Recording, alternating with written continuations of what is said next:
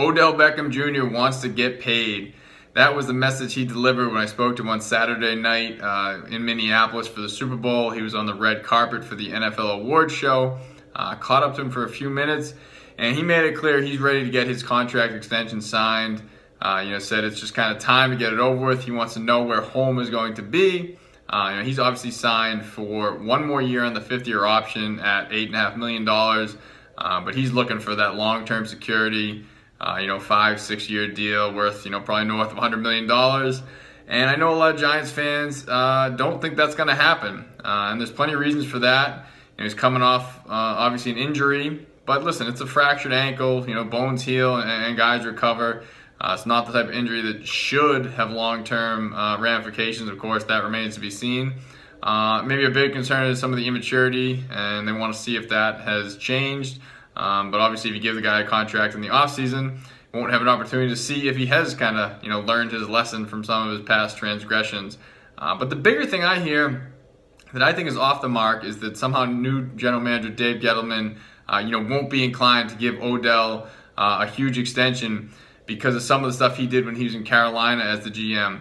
But really, if you look at what Gettleman's rap was there, if you want to call it that, he didn't give big money to veterans who are over the hill. I mean, he didn't give Steve Smith a big deal when he was a 35-year-old wide receiver. He didn't give D'Angelo Williams a big deal when he was a 32-year-old running back. He cut those guys, and apparently they took it personally because they felt it was a bit callous in the way that Gettleman handled it. But at the end of the day, those are sound football decisions. I mean, look at Greg Olsen.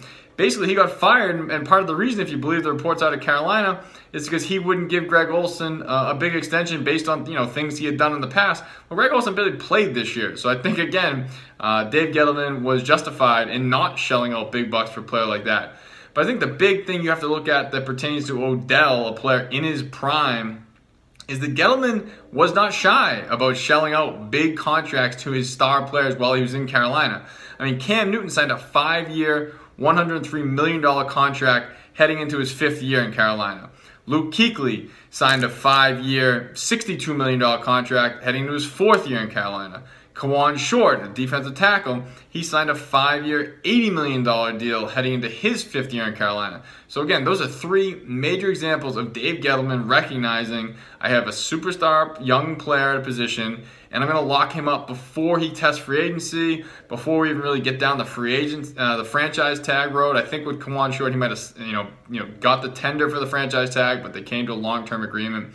So the bottom line is, Dave Gettleman recognizes the difference between a 20-something, 24, 25-year-old wide receiver like Odell and a 35-year-old wide receiver like Steve Smith. It's a totally different ballgame. Now listen, there's no guarantee that Odell's going to get his contract because maybe they do want to see some of the maturity on the field take hold. But the bottom line is, do not rule out a long-term extension for Odell Beckham Jr. this offseason simply based on the fact that there's a new sheriff in town. Dave Gettleman doesn't hand out big contracts because history proves, actually the opposite is true. So it's going to be a fascinating thing to monitor this offseason, but I will just reiterate, Dave Gettleman has shown a track record that he will reward young star players with big contracts, and Odell Beckham Jr. clearly thinks it's his time to get in that line.